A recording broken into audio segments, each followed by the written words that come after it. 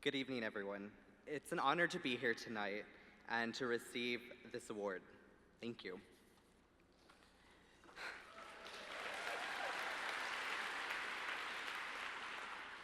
Last summer, the Trump administration announced that it would introduce their zero-tolerance policy, threatening to separate children from their parents. And they did just that. And to this day, some families still remain separated, and in some cases, it may take up to 2 years until they become fully reunited.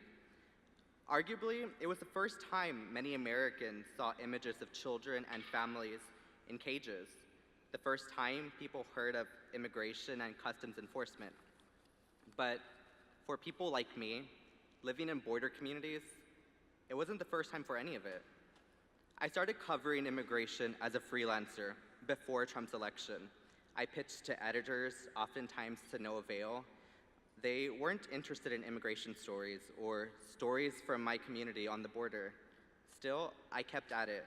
I built my portfolio, worked with editors and reporters who believed in me and wanted to hear diverse stories from my community. I wanted more credibility and more journalistic training because immigration is a difficult beat to cover. Fortunately, I earned a full tuition scholarship to the Craig Newmark Graduate School of Journalism at CUNY through a program called the Knight CUNY J Summer Internship Program, where I was one of the top 5 people within my cohort. And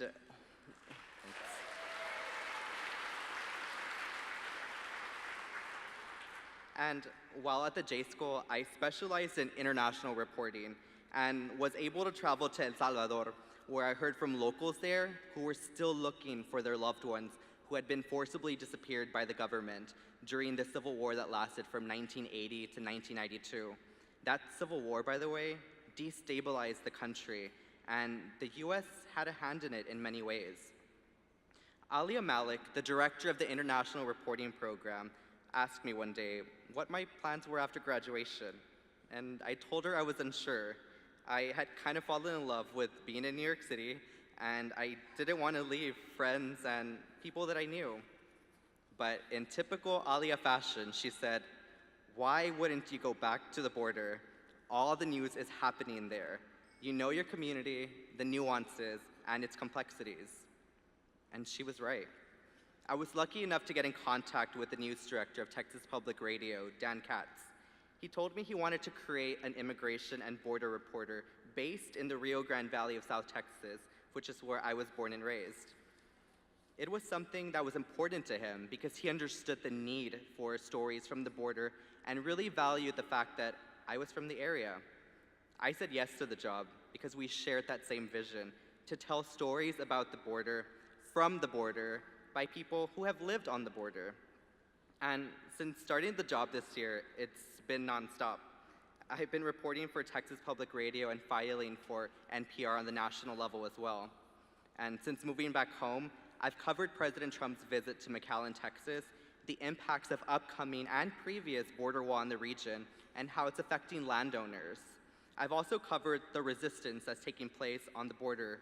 Drag queens have organized and hosted a drag protest show in front of the border wall. Local indigenous groups are organizing also to protest the current administration, and other stories that go beyond the headlines, that showcase my community. And I can honestly say the Craig Newmark Graduate School of Journalism at CUNY has prepared me for everything that I'm doing today. I've also been able to extend my contacts in the media industry. I was selected to participate in the Media Leadership Program while I was at J School, and I was able to intern and write stories for NBC News. I'm forever grateful to the J School. But I want to end tonight by, challenging the media executives, reporters, editors, and everyone else involved in the industry to work with local reporters, especially if you're flying into a region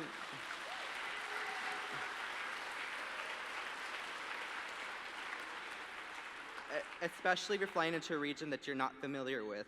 Local reporters know their communities. We have been telling these stories since before you got there, and we will continue telling those stories after you leave. It doesn't hurt to share a byline. It doesn't hurt to involve us in the process, and it doesn't hurt to talk to us. Trust me, the talent is there, and we welcome the opportunity. Thank you.